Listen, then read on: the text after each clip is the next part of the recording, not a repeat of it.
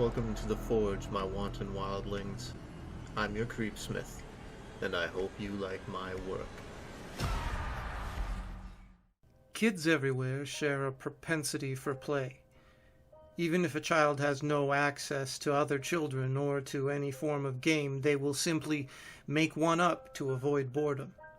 But even this can be made into something horrifying in the twisted minds of the writers over at the Holders series. Tonight's entry, number 185 of 538, The Holder of the Game.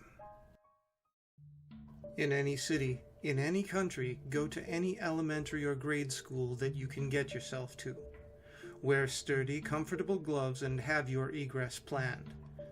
Confidently enter and seek out the classroom with the youngest children inside.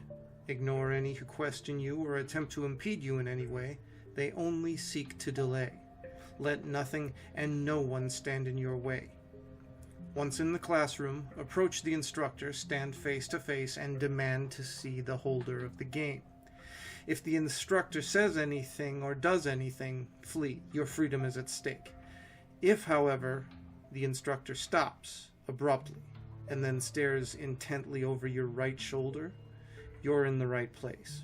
Do not turn around. Instead, announce with as much confidence as you can muster, "It is time for the game." Behind you, you will hear many skittering sounds interrupted by the occasional thud of stone hitting sand. Resist all temptation to turn around and look. It would only serve to unnerve you, and you need your wits about you soon enough. Instead, wait until the sounds have ceased. Wait patiently. It could take a while. When the sounds pass, remain motionless. The instructor will announce it is awaiting its amusement. Then, and only then, turn slowly around. The scene before you will, quite to your surprise, be much the same as when you entered, the only change being that the desks have been moved against the wall. The children will have formed a circle and will be sitting facing the center in absolute silence, eyes shut tightly. The effect may be unnerving, but don't let it deter you. You must quickly enter the circle. Be assured this is not the same room that you entered, and it is no longer safe. The inside of the circle, on the other hand, is safe, so feel free to take a moment to gather yourself, regain your equilibrium, and perhaps even stretch in preparation to run. You'll be doing that soon enough.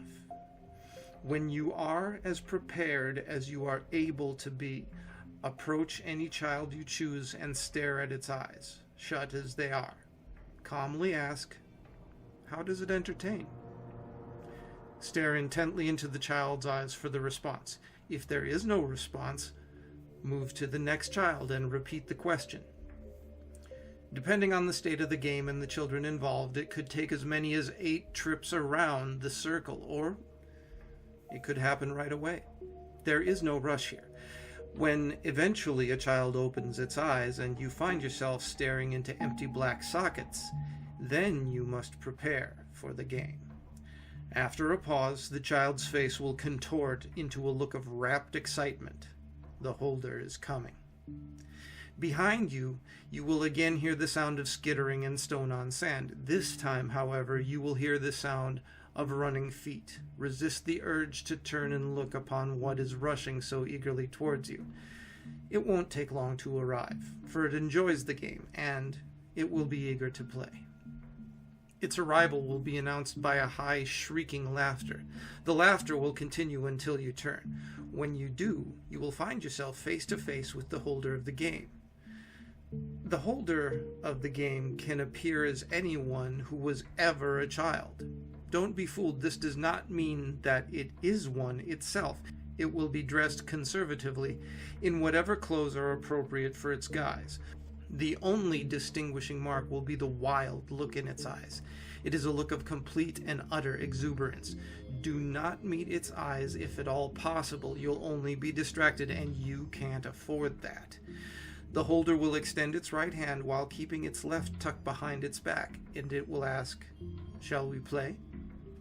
Ignore both its words and its offer of greeting. Instead, concern yourself with its left hand.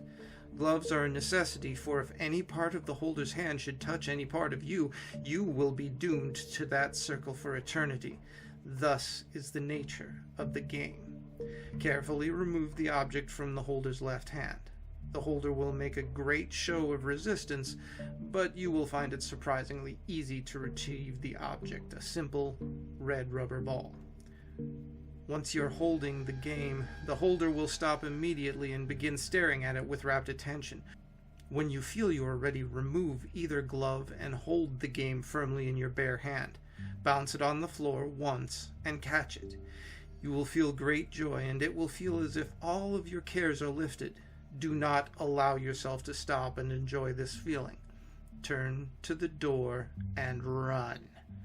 From behind you, hopefully far, far behind you, you will hear the sounds again. The seeker approaches will echo in your ears. The halls will reverberate with the sounds of every child in the world, counting 1, 2, 3. Do not concern yourself with the counting.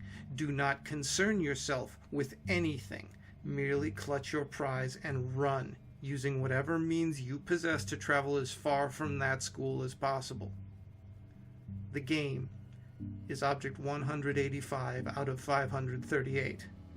When the counting stops, the holder shall become the seeker, and the game will truly begin. Do you remember that feeling of innocent elation and release? How do we lose that? Where does it go? These are some of the things that scare me. Anyway, stay scary, my wildlings. Don't be afraid to ask what the rules are, especially if the game is life or death. And make the most of your nights.